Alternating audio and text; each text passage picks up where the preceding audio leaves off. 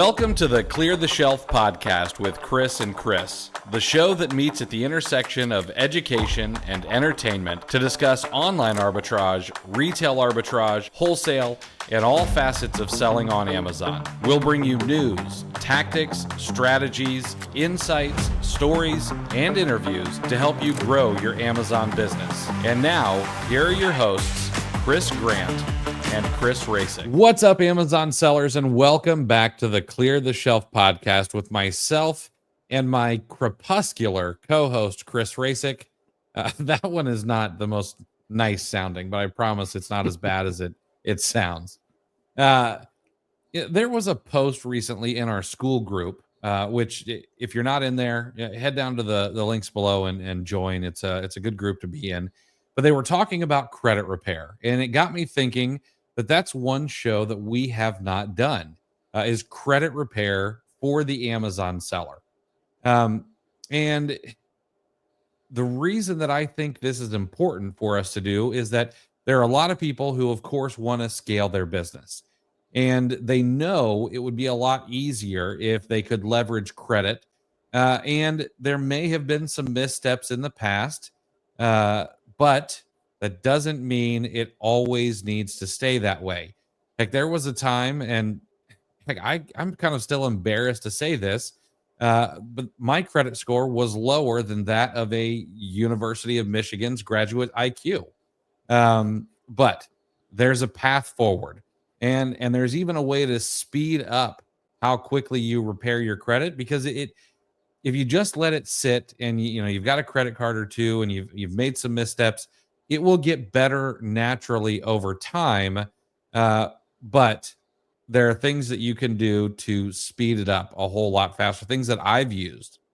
Now, before we get into this, I think we need to talk about a few caveats. Number one, you should use every tool and law at your disposal. Now, I shouldn't have to say this, but I'm going to. I do think that you need to maintain a code of ethics while you do this, and you shouldn't necessarily lie about things while you do this. Own up to the mistakes. That's okay. There are still ways to fix it, and we'll talk about that. And then you need to be sure that you're ready to be responsible with credit moving forward. Low or no balances, good credit mix, bills paid on time. You can't go fixing your credit and then getting back into the same trouble that got you there before. All right. Now, before we get started, you guys know the drill. We take minutes to prepare for each one of these episodes. So if you get something from the show, do us a favor, hit the like button, hit subscribe wherever you're listening, or drop a quick comment. The only way we can grow this show is by letting the platforms know that you want to see and hear more of what we're doing. And the way to show them that is to get you interacting. And we'll keep our end of the deal by continuing to show up and offering you more education and more guests to help you grow your Amazon business. All right. So let's dive in. We've got to start with step number one, and that is actually knowing what's on your credit. I remember a time, when my credit score was in the dumps. It was a heck of a lot easier for me to just hide my head in the sand and just not even think about it. That it made me feel better, although it was not the right move. I probably could have had this taken care of a lot earlier. And so I would suggest, if you're in that situation, don't stop. You've got to actually do the work. And the first thing is you need to get your credit reports. Now, you can, the Fair Credit Reporting Act makes it so that you can get a free credit report every single year by going to annualcreditreport.com. You can get that for all three bureaus, Experian, Equifax, and TransUnion. Now, I happen to use a paid tool. It's called myfico.com.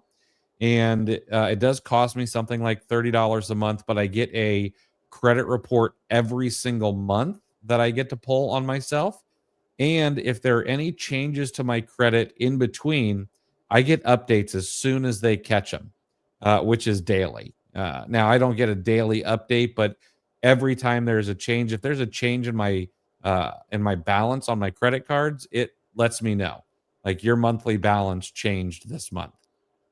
Uh, Now it costs something like $30 or $40 a month, but if you're going to take this serious, I think it's a small price to pay. Once you have your credit reports, you need to review them in detail. And so, warts and all, you got to go look in the mirror for a little while, which is not necessarily the most fun. You need to identify any errors, any inaccuracies, any outdated accounts. And this includes if some things have gone to collections, but they're over a certain period of time and they should have fallen off. Well, I hate to say it, but a lot of collection companies, they don't play the game fairly, and they will do little tricks and things to make sure that those accounts continue to show up on your credit report even when they should have dropped off.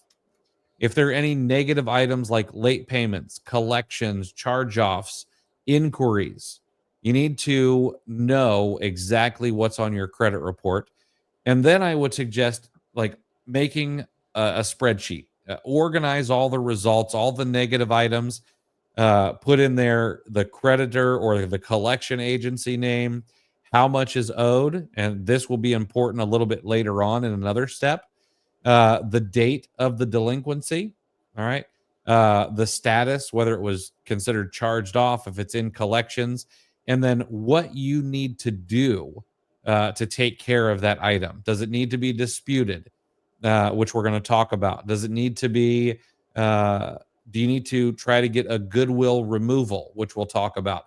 And there are several other steps that you can take to try to fix your credit. And we're going to lay all of these out. But you can't really get started unless you've got a nice plan. And the first step of that plan is going to be to have a map or a spreadsheet of exactly what needs to be handled. Hey, Amazon sellers, are you tired of juggling multiple tools to manage your FBA business? Well, say goodbye to the chaos and hello to Boxum, the all-in-one software that streamlines your shipments, inventory, and profitability tracking in just a few clicks. With Boxum, you'll cut your shipment time in half, gain real-time insights into your business, and keep your inventory under control, all from one simple, intuitive dashboard. Don't waste time. Try Boxum today and take your Amazon FBA game to the next level. Check it out over at cleartheshelf.com/Boxum and start your 14-day free trial now. Yeah. And you know what? I want to say, I want to say to the people, if there's anybody out there right now who is kind of like maybe reluctantly listening to this, like Chris, you even mentioned it. You said you're almost embarrassed to say this. That was the phrase Mm-hmm. that you used. And that's the unfortunate part about this credit is that we see it. Some people take it a little too personally. Mm-hmm. So if as we're going through this, it's going to be painful at times, and we're going to say some things that are probably uncomfortable, when you actually go to execute on this plan, if you're taking it seriously. But if you're beating yourself up, I would suggest that you stop doing that, because it needs to be said that we do not do a good job uh, educating consumers about credit. Yes. And I'm with you too, Chris. I've had my adventures with bad credit, and um, the unfortunate thing is it takes forever to build good credit, and it takes one bad a couple of days sometimes to absolutely ruin your credit. Mm-hmm. It can be a difficult system to master. And we don't do ourselves any favors by immediately sending pre-approved credit cards to 18-year-old children. Yep. That was where I started with my bad credit. Was the credit card that I got when I went off to college. Um, I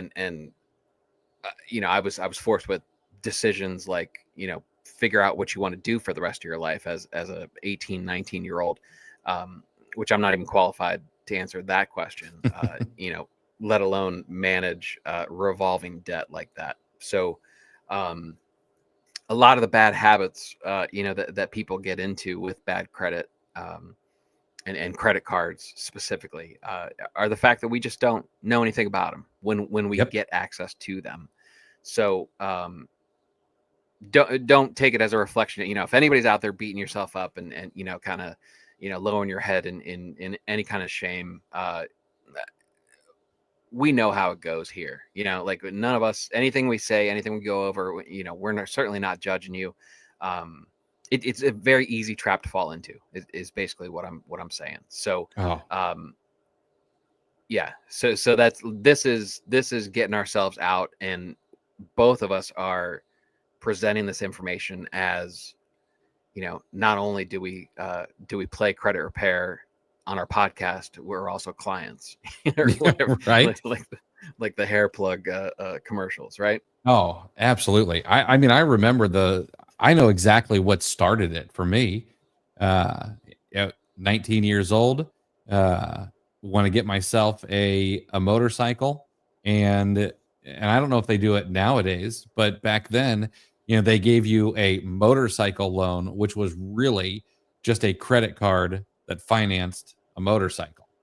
It was Mhm. horrible. It was not the right thing to do. Like someone at the dealership should have been like, "Hey, this is not a good idea. You should not pay 17% interest on a $9,000 motorcycle.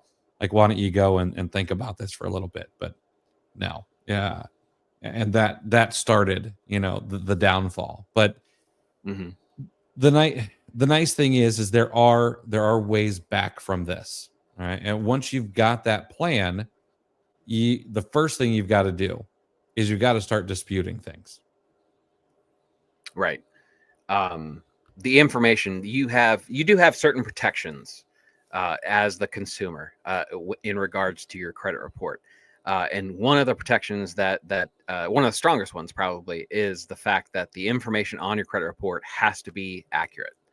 Um, and essentially, the burden of proof for any information that's going to be disputed falls on the person reporting to the bureaus, meaning the creditor. So, and that's an advantage that you can use down the line that may come up a couple different times as we're talking about this.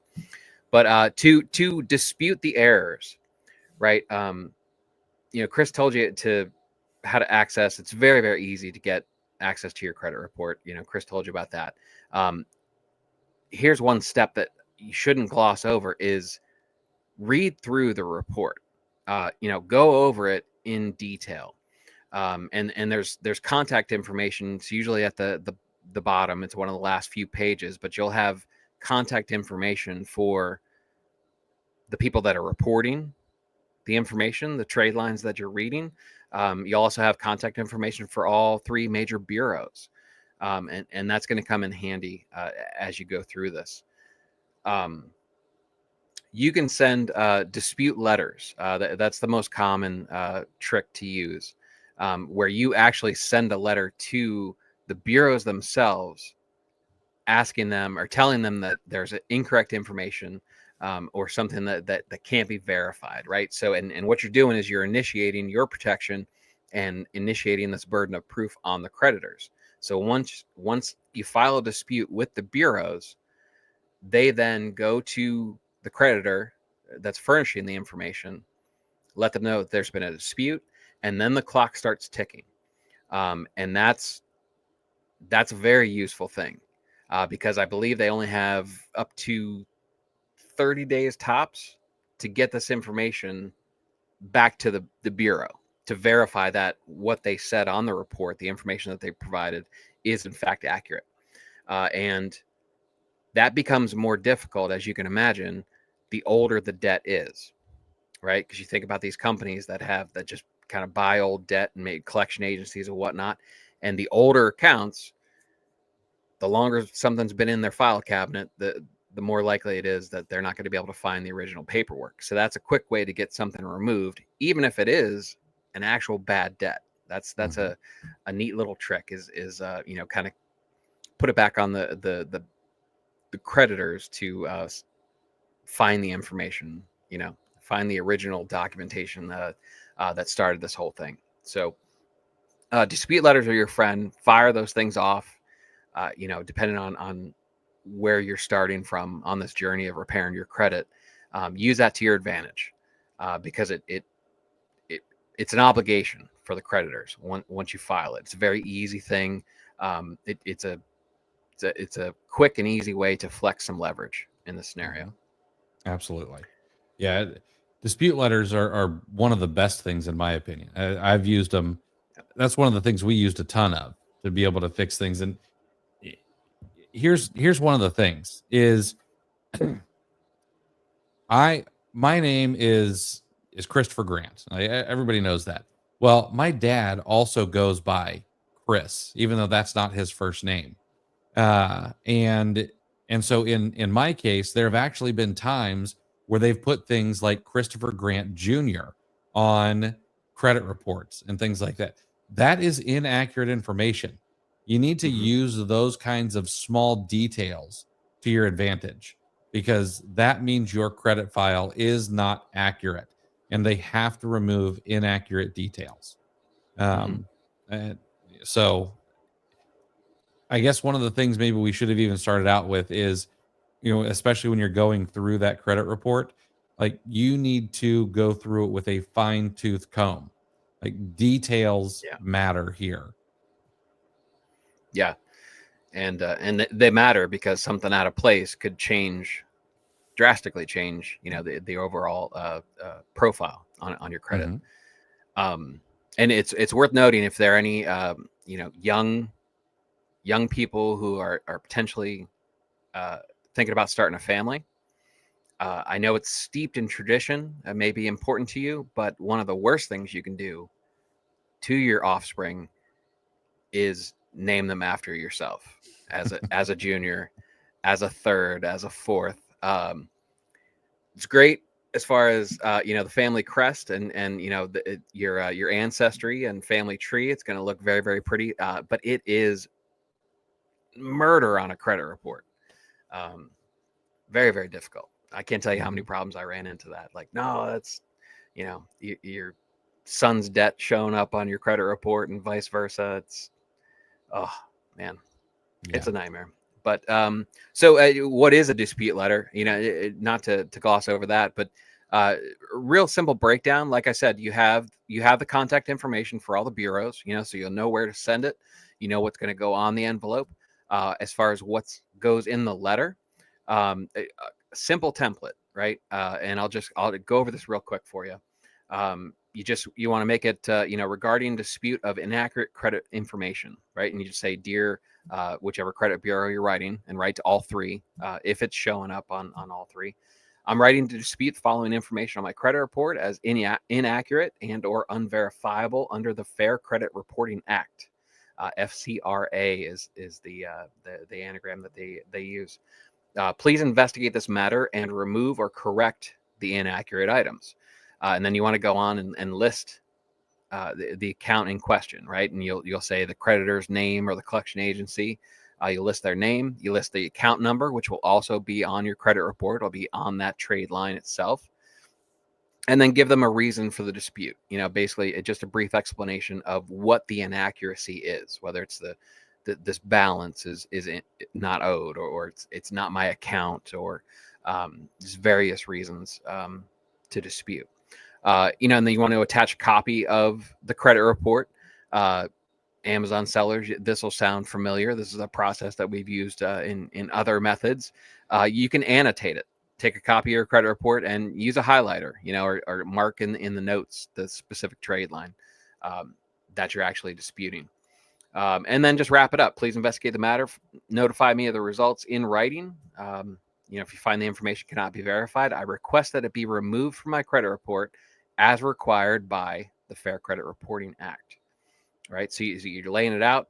And that's the framework that the creditor, with the information that you're trying to get removed, that places them under that obligation, under government legislation that they're required to follow. Mhm.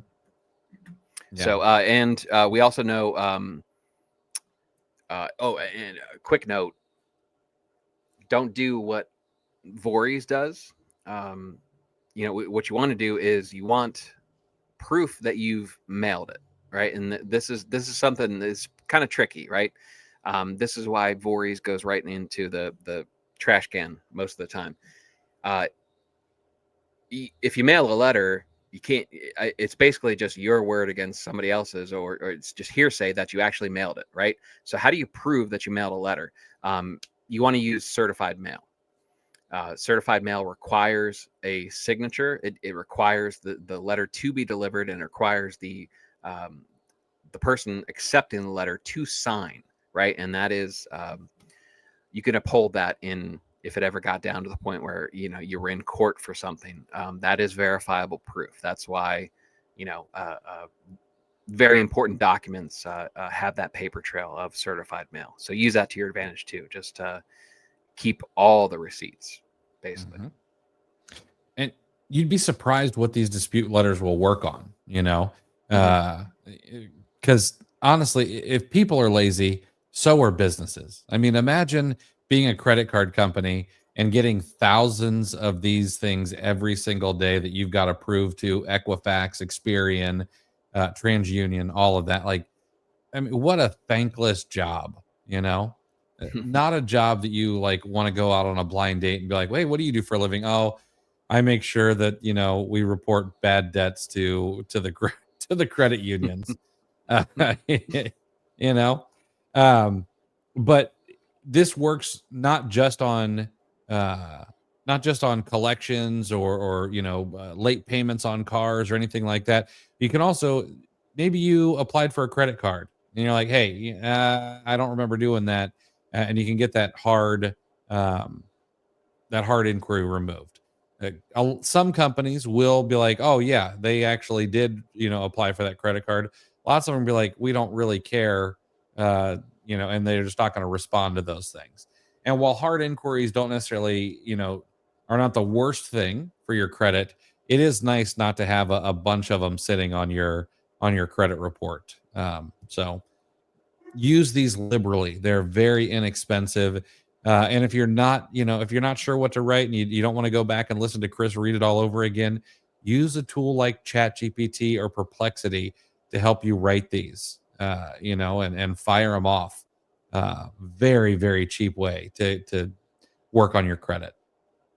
Now, this next step, this one is not the easiest, not the most fun. However, this one is one that I personally have used very successfully, and this is negotiating debts. Now, I I sort of enjoy negotiating. There's not a lot of opportunity to do it anymore. You're not doing it at the retail store. It's not like we've got bazaars to go to and try to beat the other guy up on price. So this is kind of one of the best places to do it. And I'll just give you a piece of advice up front.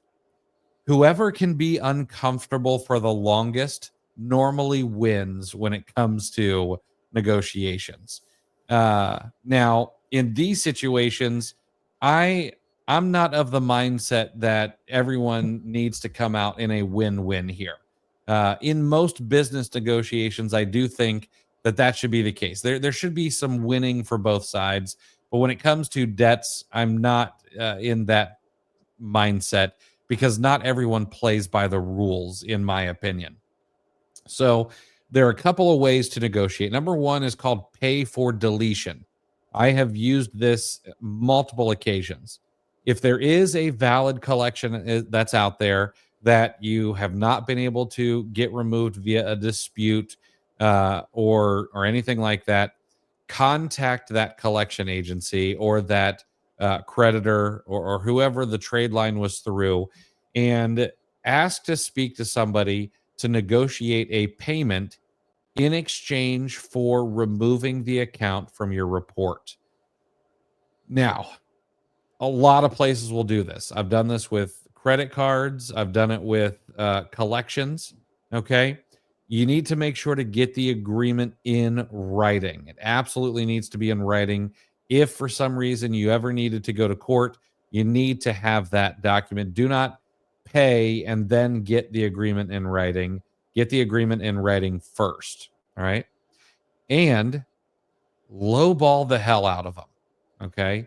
If the debt is old, it is worth less and less money to them. Chances are they have already written it off on their taxes. All right. Uh, or whatever else they can do. If it's a collection agency, they bought that thing for pennies on the dollar. I think at one point, if I remember correctly, uh, there is a millionaire who was purchasing medical debt, and I want to say he was buying it for something like 3 cents on the dollar. Now, Hmm. I think he was actually a billionaire, but he was actually forgiving this medical debt.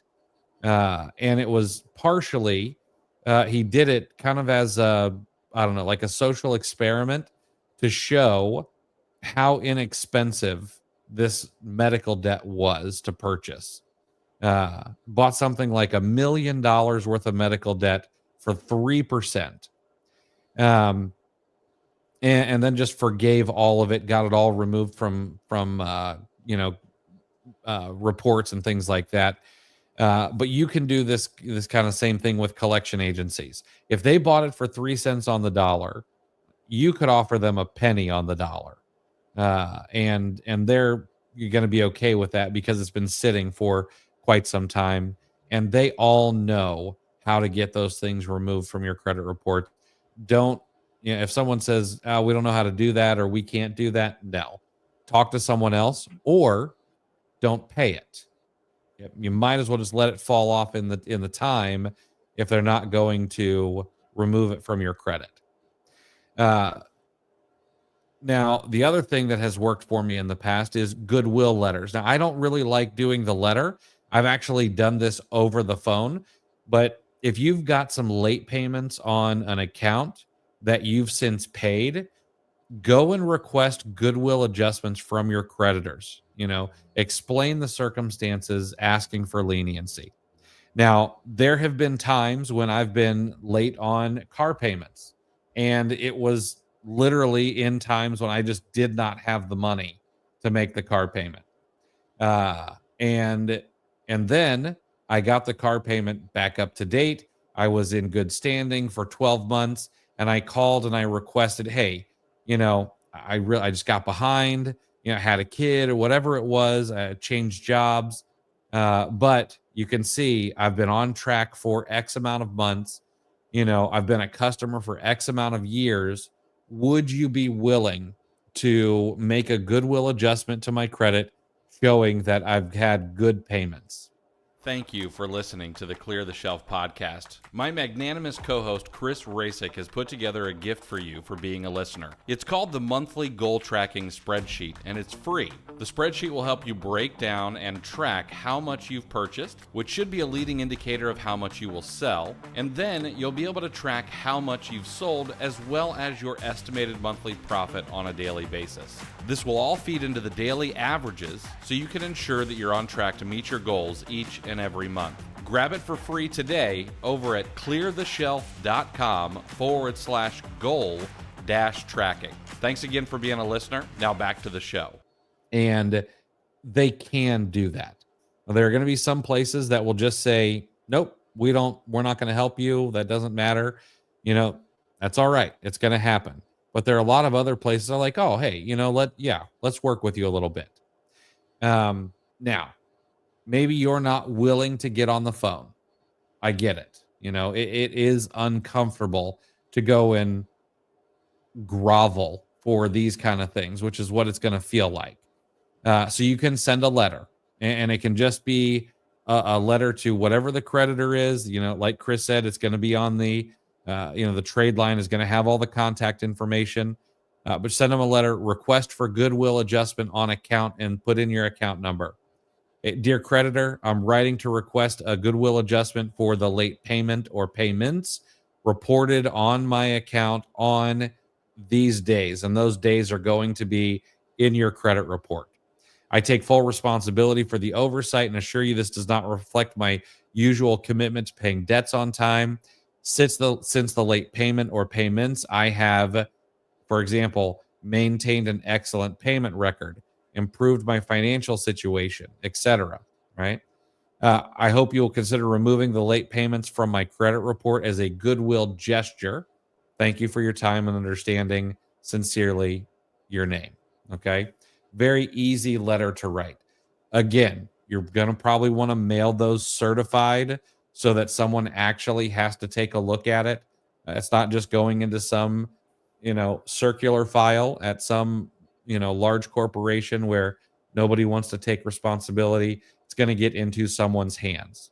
All right. The last thing that you can do is if you've got some larger debts, uh, go out and offer some lump sum payments to settle up those accounts for less than the total amount that's owed. This does work. I've used this on medical debts, especially. There are many times, especially for medical debts, where maybe you owe a certain amount of money, let's say $10,000. I have gotten those bills adjusted by 85% lower if you're willing to pay them off in cash.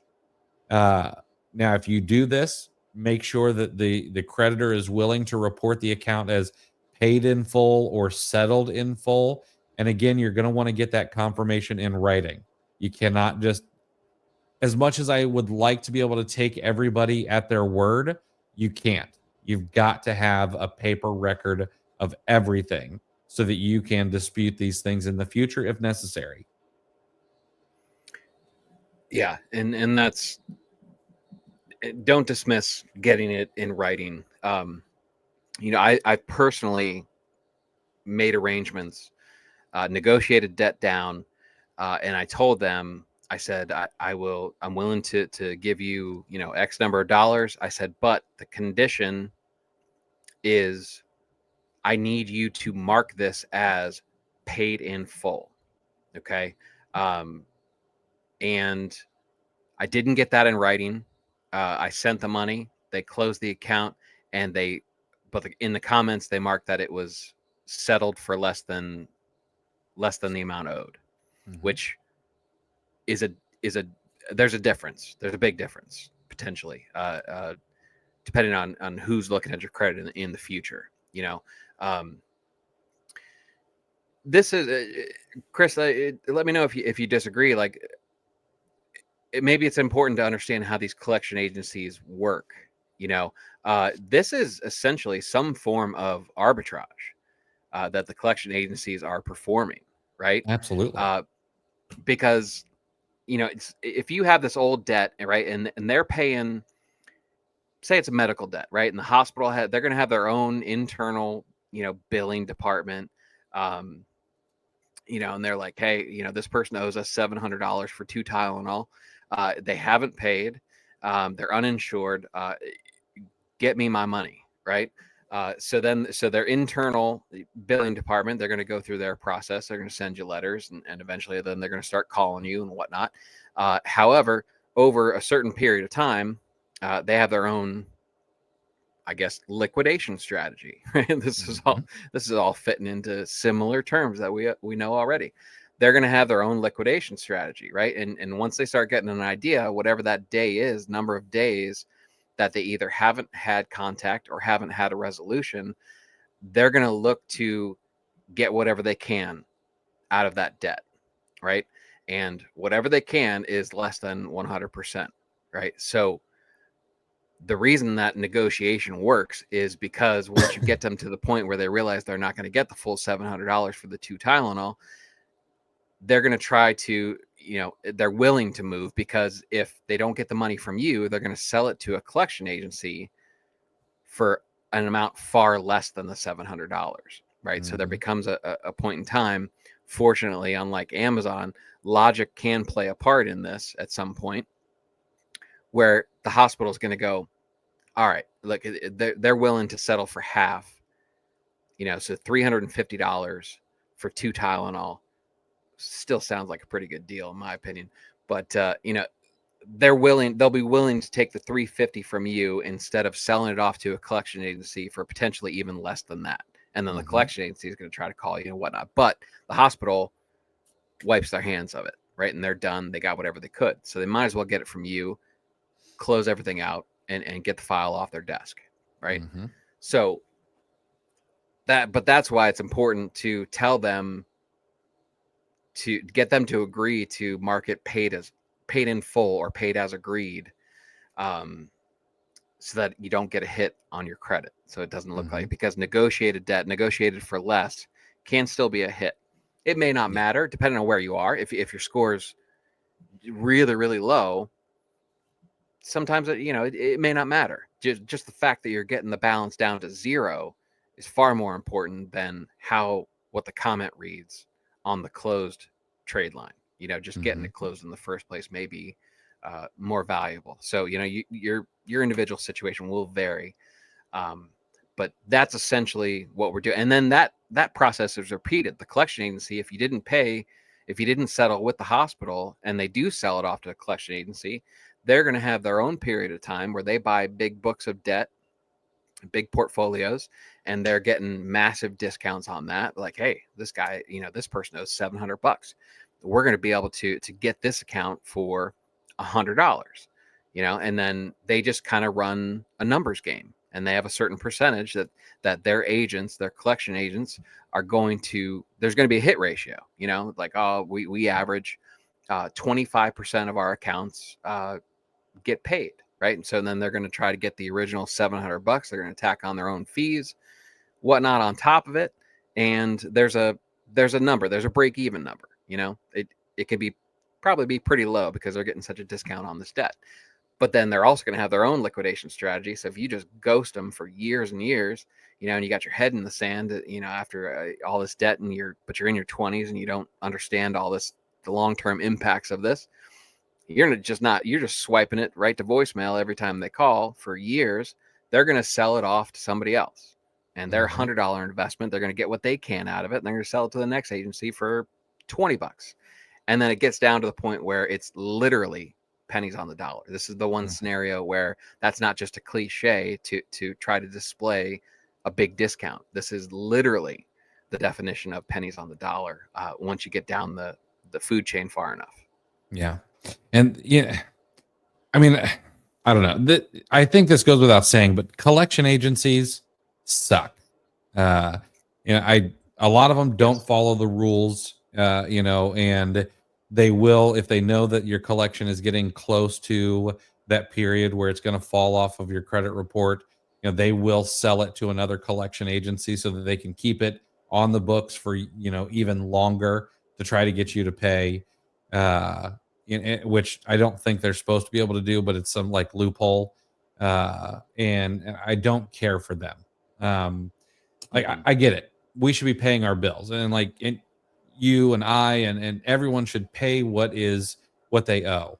But these collection agencies are not. They're not doing good work, in my opinion. Not in most cases. If you ever think about buying bad debt, they're the people that kick their dog when they go home. Let's just be honest. Yeah. And if you think about buying bad debt, just don't. Like, you might see, I've seen business opportunities where you can get into debt collection. Like, don't. You can make money and still look at yourself in the mirror at night. Should not do that. So, but this brings us to something else. Like, we touched on this a little bit earlier, but you should also dispute hard inquiries. Yeah. Hard inquiries. Now this is this is credit repair, right? We're not getting into what is credit. We kind of skipped over the basics, right?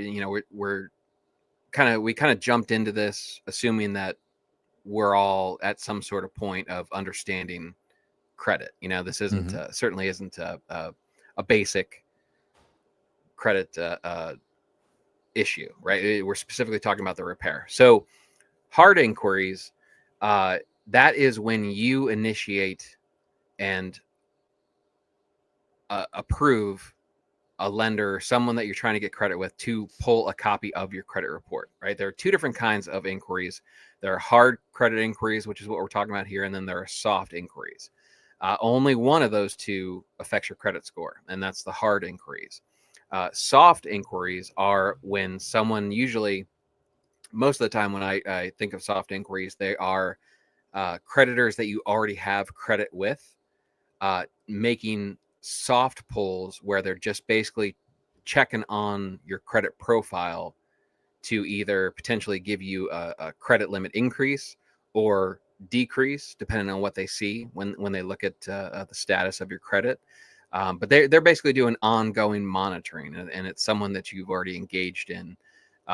Sometimes, like Discover will do soft pulls and stuff when they're trying to do pre-approvals, and credit cards who are going to send you mail and send you offers, they do soft pulls as well. But I think the vast majority, I think Capital One they do so many soft pulls just all the time on a consistent basis. So, but it's it's positive and negative is what they're looking for. They'll obviously they're looking for certain things and they'll either offer you more credit or they'll shut you off if they think you're in a bad way. But the hard inquiries is when you go and you apply and you either check that box or you give verbal permission to pull your credit because you're trying to get credit extended to you. They're not horrible, right? However, they do have a small temporary drop to your credit score, right? Anytime you're looking to extend new credit, the credit bureaus in their philosophy as far as how they've built how scores react. If you're looking to get new credit, obviously that's going to change your profile. So they'll immediately drop your credit. You'll hear anywhere from 4 to 10 points or something like that per inquiry. But it only lasts a very short time. You usually get those points back, the next month or maybe 2 months tops. However, they do have a cumulative effect, right? So too many hard inquiries over a short period of time makes it look like you're attempting to get a lot of credit, which is an alarming thing to the bureaus, right? Because, and here's the thing with new credit, what they don't like about it is that they don't know how you're going to repay it. You have no track record. It's brand new, so it's unknown, and unknown to credit bureaus is bad, right? So the cumulative effect, if you look like if you're going all around town trying to open as much credit as possible, I think what's worst case scenario? They think you max everything out and you somehow you're able to get 6 figures in cash advances or something, and you cross the border and into a country that doesn't have extradition rights. I don't know, but that's what they fear. So you can dispute any unauthorized hard inquiries. I've had scenarios where I was told it was a soft pull, or I assumed it was going to be a soft pull. Chase Bank, if you're listening, they do a hard pull if you ask for a credit limit increase. Like, come on, like you didn't do a soft pull anyway. Like what are we doing here? But anyway, there may be a need to remove a hard inquiry. And what you want to do is just use that same dispute template that I talked about earlier. Just change the wording a little bit. Say, the part that's inaccurate in this case is the inquiry itself, saying I did not apply for credit with this company. Please investigate. And if, you find that it is unverifiable, like I think it is, please remove it from my credit bureau. And what you kind of want to keep tabs on the total number. And the nice thing with a lot of these credit monitoring, Chris said he pays for a service. We didn't mention some of these credit cards actually offer that as a perk with your credit card. So if you don't want to pay the money, the free ones that come with credit cards, they're pretty good. I was actually in the credit union refinancing my HELOC, and I got the notification on my phone as I was across from the loan officer pulling my credit. So you can keep pretty good tabs with some of the free tools. Make sure you take advantage of those once you, if you're at the point where you have these cards or that's what you're working towards. Once you get them, make sure you use that. So, yeah. Worst case scenario, I mean, even use Credit Karma. That one's free. Yeah, it's better than nothing. Right. And I'll tell you what, one of the other things about disputing hard inquiries is people who are very big on like churning credit card points or using 0% interest credit cards to grow their businesses or whatever they might do. Matter of fact, I would suggest you go back and listen to the episode that we did with Dylan, not Dylan Carter. It's FBA. I forget Dylan's last name offhand, but he talked about disputing hard inquiries right after he got new credit cards, just because he was going to go and be looking for more 0% interest credit cards down the road. Uh, one way that I've used this recently, within the past year, is in March we traded in my wife's car to get something a little bit larger, because our boys are bigger now, and the back seat in her car just wasn't doing it. So we got something a little bit bigger, and they went and pulled my credit from multiple financing places. JP Morgan, which of course where we end up getting the loan, but also TD Auto Finance, and I think Capital One Auto Finance. And I didn't want all those hits on my credit report for the next year. So I was able to get some of them taken off. The JP, that one stayed because that's where the loan is. But the other ones were able to get taken away. So helps a little bit. It makes it look cleaner anyway, in my opinion. Yeah, you're supposed to be. You get kind of like a little bit of amnesty for a period of time. At least that's what they say. Because you'll know, and if you're not familiar, if you go to a car lot and you apply for financing through the car lot, they're going to go in the back and they're going to send it to 17 different lenders, and you're going to get a hard pull from each one of those. Now, it wasn't always this way, but the credit bureaus got smart enough to realize that if someone's shopping for a car, they're going to shop around to multiple places, so they're going to be multiple pulls in a short period of time. So you only get the one hit to your score when that happens, even though there are 17 of them. You're only going to get the 4 to 10 point or whatever it is. Hit from that. You're supposed to. That's the way it's supposed to work. Doesn't always, but I've gotten a little bit more OCD since I've really started to pay attention to my credit, So, now once you start doing all these things, of course, the next thing you're going to want to do is you're going to want to start rebuilding your credit, right? And there are several ways to do this. The easiest one, if you have some cash available, is of course opening up a secured credit card. You can get good credit cards, even with cash back and points and things like that are secured. And what that means is you actually have to deposit cash money into an account with a financial institution to get these secured credit cards. All right. I have done this. So don't feel bad about it, or feel like, oh, well, I got to go with, one of the lower tier credit cards. That's not the case. I did this while I was repairing my own credit. You get these credit cards, you keep them open, you make sure that these credit cards report to all three bureaus, and you pay them off every single month, and you start giving yourself some really good credit history. Two of the best places for these, in my opinion, is TD Bank. Okay. With TD Bank, you can open up a secured credit card. I think it's up to $5,000. And after 12 months of being in good standing with them, it converts. They send you a $5,000 check back if you open it up with $5,000, and it converts to a regular credit card.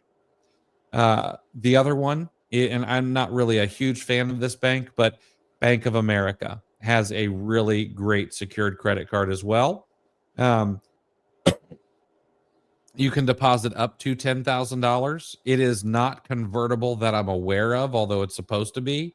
I don't know. Talk to a banker. I'm not one to keep up on these credit cards, but up to $10,000 with Bank of America, and you can have that credit card as well.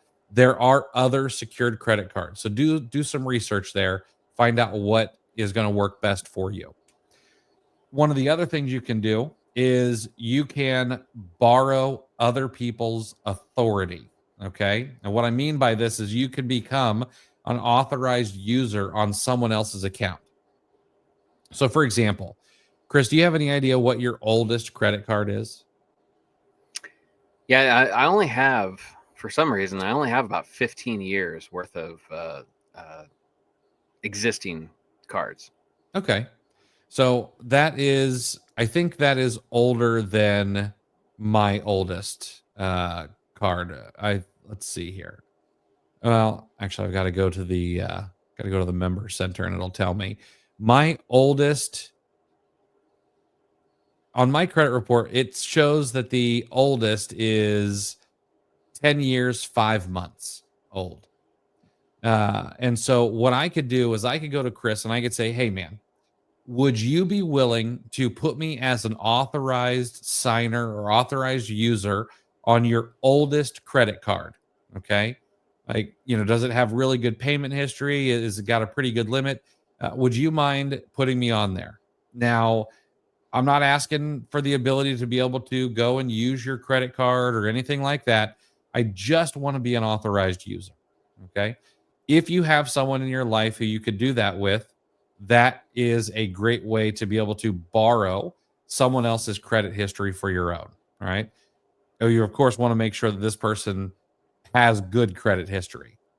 Now, the other thing is if you don't have anybody like that, there are actually places, kind of in the side alleys of the internet where you can actually pay people to become authorized signers on their credit cards or on their trade lines.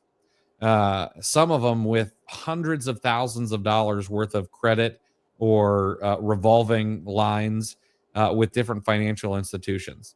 And they'll charge you something like $100 or $200, and they'll put you on as an authorized user. And you can sort of borrow their credit history. Now, I'm pretty sure that institutions have kind of gotten hip to a lot of this stuff, and so it doesn't work like it once did, but it is a little bit of a bump, right? And then there are also credit builder loans out there. There are banks, credit unions, things like that that will give you small installment loans that you can use to rebuild your credit and show that you've got an installment loan rather than I've just got 15 credit cards, but I've got no installment loans. That doesn't always look good either. You want to have some different types of credit available to you. So go get yourself a credit builder loan, right? And you'll just want to pay it back on a monthly basis, pay it off early in some cases, and that will also help you rebuild your credit over time. You ever? I used to do this as a kid more often than as an adult. But do you ever invent something only to find out that somebody beat you to it, and it was invented by somebody else a long time ago, right? Absolutely. I got sick of the bumps on the from the rolled up tape. I actually invented two-sided tape for my posters that I would cut out of magazines and stuff on my bedroom walls. Got all excited and went down, and my mother told me that already existed. So then the discussion became, well, why don't we have any? Like the credit builder, I didn't realize that was the name of it. Like I invented that myself organically. That's Mhm. just kind of knowing what I know about credit and knowing about the mix. That's exactly what I did before I knew it had a title. Um, but that's I've actually done that myself, specifically with a credit union, a local credit union. I did share the story in the school group, uh, the same one that you mentioned at the top of the show. But yeah, that worked perfectly, right? Because the credit union, they have the absolute best rates around. I mean, we Mhm. basically walk into car dealerships and say, they say, well, do you have a loan already? I said, and I'll tell them, yeah, and you're not going to be able to beat their rate. Mhm. And they try anyway, and they never can, right? So I wanted to establish a relationship with this credit union for the long term. So that's what I did. I ended up getting just an unsecured term loan, just a very short term. It was only, I think, about a year, and a very small dollar amount. And what I did was I took the proceeds from the loan. Let's say it was $1,000, and I was going to repay, I don't know, 100. Or, no, I don't know. It's getting too close to public math, but 12 payments of $90, say, and then the loan is going to be paid off. Feels like the numbers are close to jiving on that. Don't check me, trolls out there. But basically that was the thing. It was going to pay a little bit of interest, yeah, but for the long-term benefit, it was worth it in my opinion. So what I did is I took the $1,000 and I put it into the checking account that I had opened with the credit union, because you have to, you first open an account with them. We opened checking and savings. Had a very small portion of paychecks go into the account to keep that active and open and whatnot. But then I took the $1,000, I put that in the checking account. So the small payroll, the small amount that was diverted from our paychecks that went into there covered the interest. So that wasn't an issue. It's money I didn't even know we had, essentially. And the loan itself repaid itself. The proceeds from the loan were used. So I had automatic payments from that checking account make my monthly payments for me. So, and after 12 months, that's all it took. The loan was paid off. I had an installment loan, which credit mix, the mix of your credit is about 10% of your credit score. They like to see a good balance, so if your credit score is low and all they have are credit cards, that's a revolving debt. And that's different. This was an installment loan. So I had a paid as agreed, paid in full installment loan on my credit, got a boost there. I had paid off a loan with the credit union, got a boost from their underwriting department, because the loan officer, when I went to get a car loan later on, I specifically remember her saying, "Oh, I see you already had a loan with us that you paid as agreed. That's good." Right. And so this is like old school, like relationship banking, so that it worked perfectly. And I don't know, I think we're on like our 6th vehicle or something like that with this, and our HELOCs through there. And it worked. It was perfect, as far as Absolutely. what I wanted to do. And if you shop around a little bit, there are some interesting loan vehicles that like credit unions have that other places won't. So I did Mhm. something similar to you. And this was the most interesting thing. So it was a secured like credit builder loan. And you went in and they'd be like, okay, you deposit X amount into the savings account and we pay, let's say, 2% interest on the savings account. All right. So just for round numbers, you deposit $10,000 and we'll pay you 2% interest annually. And in return, we're going to give you a $10,000 loan. The interest rate on the loan is 2.1%. All right. And you're like, okay, well, why would a bank do this? Well, if they've got $10,000 of your money stuck in a savings account, they can use that. They're going to use that to make more money with it. They're going to loan it out, all that stuff. This is how banks work if you aren't sure. Uh, but then you pay down that loan. And with the bank that I did it at, you could pay down the loan from the savings account. You didn't have to put in any more money. So you'd swipe it right out of the savings account into that loan every single month, and it's almost a wash. I mean, 0.1%, that's free money. Um, it, Right. Absolutely fantastic relationship with a credit union, basically a free loan, other than the fact that you've got, money tied up in a savings account, and that good karma with that credit union later on down the road. Yeah.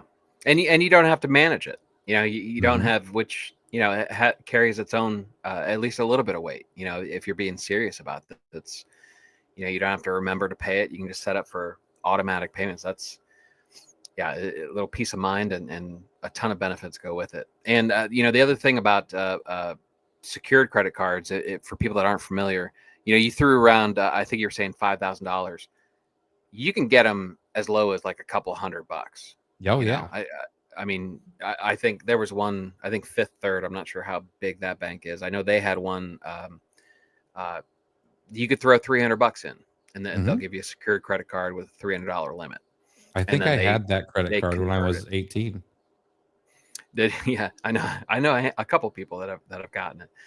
It's good, and it converts quickly. I think it converts in like 6 months, or it I did at know the one one. point. Yeah, the one I had when I was 18, which it was from Fifth Third, because Fifth Third was right at the end of the street where where I lived. It converted at 6 months. Yeah, yeah. So yeah, so don't, if the numbers get too big, don't get discouraged.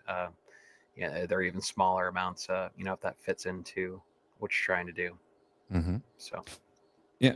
Once you've done these steps, you start disputing things. You start paying for deletions, and you start negotiating some goodwill, things like that, and you're now rebuilding your credit.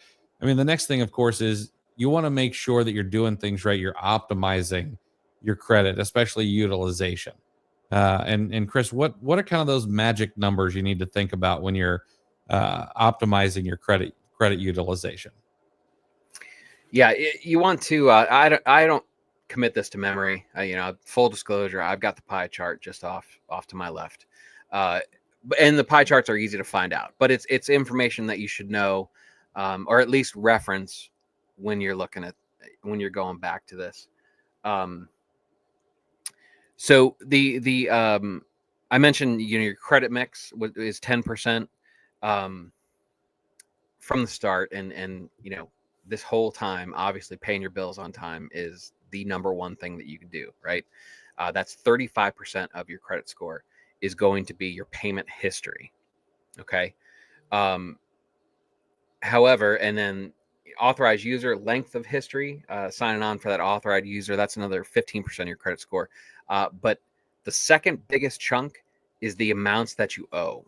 Okay, and that's, you're going to hear that referenced as credit utilization.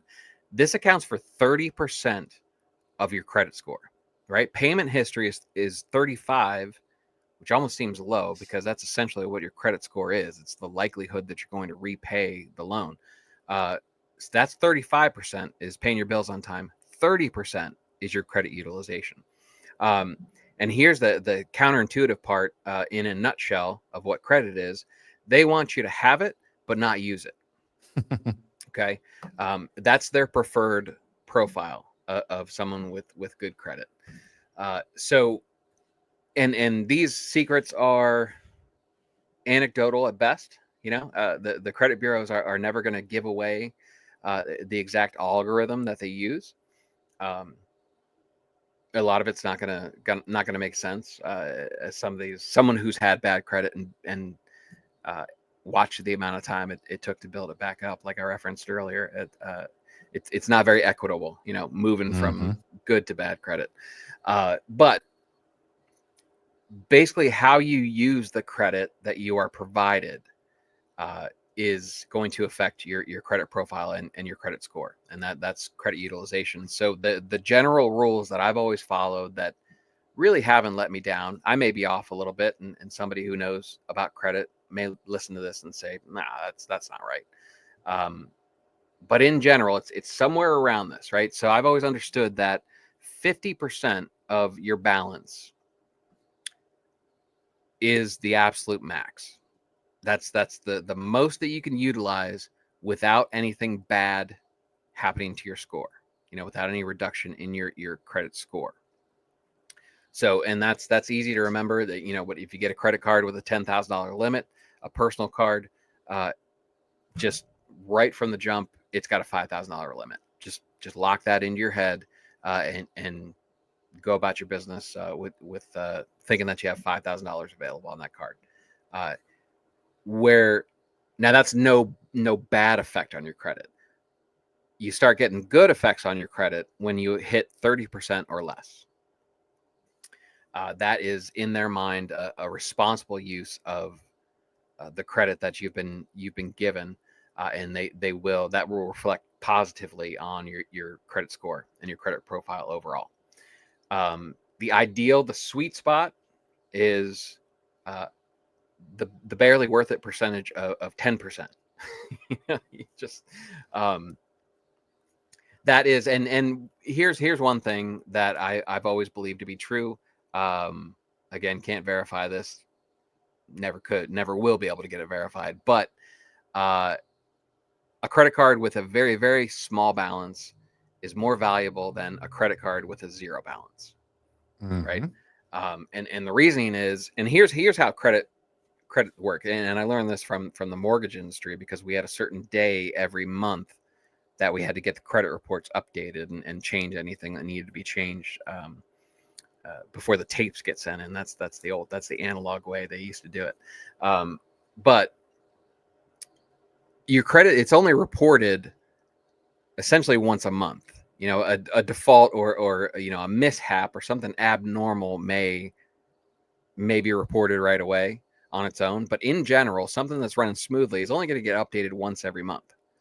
So if you get a tank of gas, pay it off in full immediately, you know, like as you're at the pump, you know, as you're putting the back in and closing it out, asking if you want a receipt, as you're finishing that up, if you immediately turn to your credit, your cell phone, and you pay off that bill, as far as the credit bureaus know, you're not using that card at all, because it was a zero balance last month. It's a zero balance this month. It's just a repeating pattern of zero balance. There's no indication that you're actually using the credit.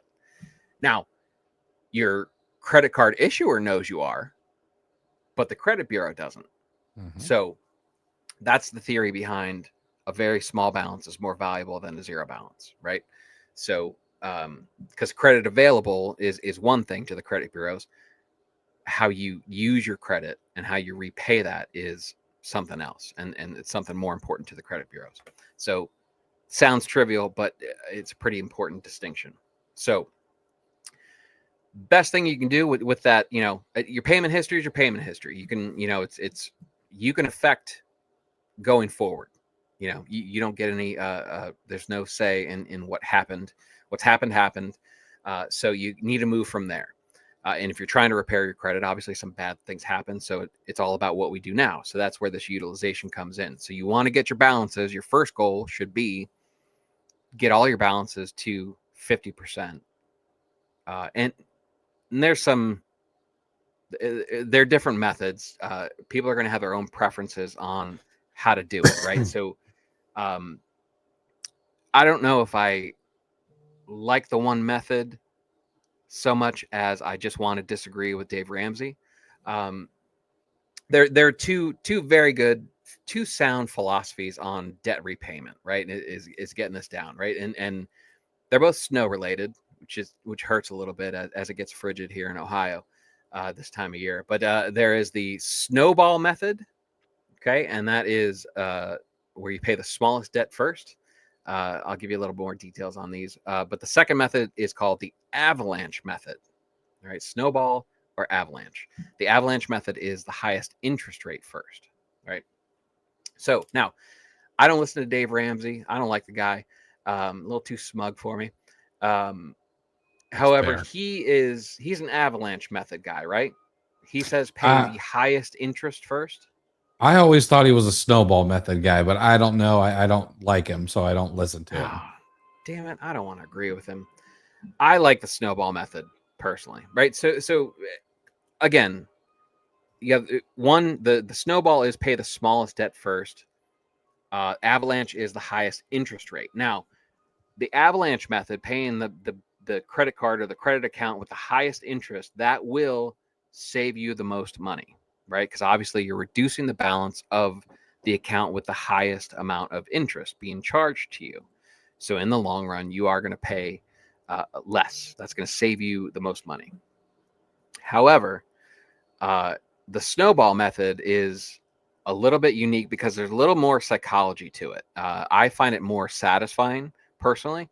And that's where, again, that's paying the smallest debt first, right? So if you're paying $50 on 10 different accounts and they all have different balances and different interest rates, you take the smallest one, regardless of the interest that you're paying on it, and you work on paying that one off first. And then, but then once you pay that off, you take the $50 that you were paying on that one or the extra, but you take that payment and you put it on the next smallest debt, right? So it It provides a little more freedom with cash flow. It reduces your account, so now you've got these payments, the outlay every single month. In a shorter period of time, it's going to be allocated to a lower amount of accounts. So it's going to have a little more bang for your buck. You also get the psychological effect of paying an account off, which is a very good feeling when you're drowning in debt and bad credit, and you're in a situation that you're desperately trying to get out of. Getting that win of a zero balance has some momentum behind it. It's a very good feeling. I hate to break it to you, Chris. Dave Ramsey is a fan of the snowball method. Son of a bitch. Yeah. All right, fine. Now, after all of this, we've gone through a ton of things, but you're going to need to think a little bit about some maintenance. All right. And this is where it can kind of become like a game. I kind of find it interesting, there's one thing I should say. Number one, I know what my credit score is, and I never thought that my credit score would be where it is at right now. But it is, I want to say this without sounding like a jerk. It's higher than is useful, if that makes sense. Like there's a point where you have diminishing returns in your credit score. So like if you get to 740, that's cool. You don't need to try to push for whatever that mythical top end number is, which I actually don't even know what it is. But you don't need an 800 or 850 or whatever the score is. 740 is what I'm told is you're fine. But you are going to want to use some tools. Chris talked about the free credit monitoring that you should get from your bank or financial institutions. That almost seems like just about every money tool that you use these days. Like it's there. It is.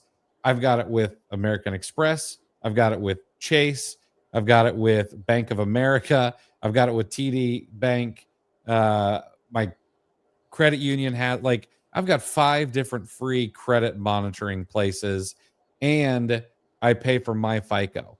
And then I mean, I have a Credit Karma account collecting dust somewhere as well. I've got an Experian account. Like you've got all these different ways, but pick something and monitor your credit. You want to know if there any changes come through. You want to make sure that they're right. Maybe you pay a bill, at the 11th hour right before it's due, and they're on UTC time and you're on Eastern time, so actually it's a minute late. You need to be on top of those kind of things. It's also important to review your total reports on a regular basis. Like I said, I have become a little OCD about this.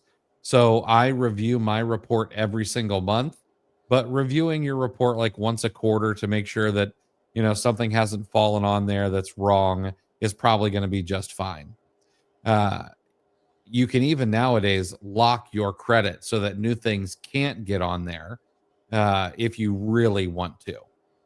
And then, of course, and we've talked about this a ton, late payments have a huge significance on the impact to your credit.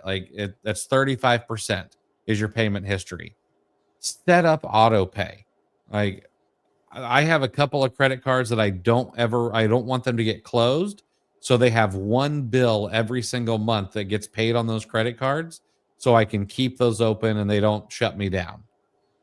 Because I've accidentally forgotten and had credit cards shut down. And then your credit utilization goes up without you spending any more money because you now have less credit. Okay. So I just put those, hey, just pay off the balance, every single month. Not necessarily the best, but it keeps it paid in full every single month and keeps those open. But set up auto pay, even if it's for the minimum payment, and you pay $35 or whatever it is on your credit card.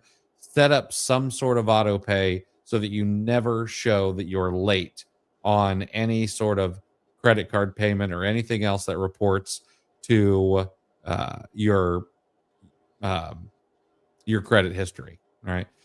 And especially big ones like, mortgage, that kind of stuff. So, and know what your grace periods are. So, oddly, my mortgage has this huge grace period, 17 days before they report you late to any credit bureaus, which is crazy to me. But a credit card, on the other hand, you can't be a day late. So know those as well. And then there's a couple other things I want to talk about. So, like, we didn't really get to any of these, but there are some like advanced dispute techniques that you could use, right? Yeah, it goes a little bit deeper. So say the typical scenario for this method would be if you have disputed, you sent your dispute letter, and the creditor verified the debt, and the bureau lets you know after investigation, the information has been confirmed, and blah blah blah. That you're not done yet necessarily, if you really feel like duking it out, because there's a process called method of verification, and the letter is aptly named method of verification letter. So that's if the bureaus are satisfied with the investigation by the creditor, you can actually send this letter, if you still believe the information is incorrect, of course. So basically, you are, and this is Fair Credit Reporting Act. Also, this is another protection. You also have and I hate bringing this up because this was my arch nemesis when I was in the mortgage business. But there's a bureau called the Consumer Financial Protection Bureau.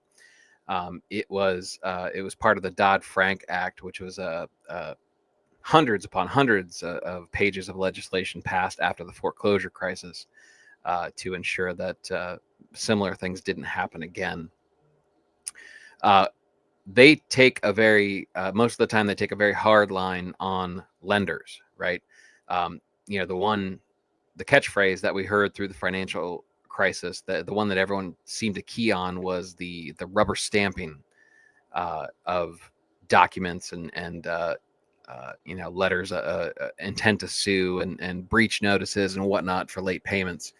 You had officers and vice presidents just rubber stamping without reading the documents, and that ticked a bunch of people off, including the CFPB when they were installed and originated. So they're very serious about these institutions doing what they say they are doing instead of just passing it off and getting it off their desk.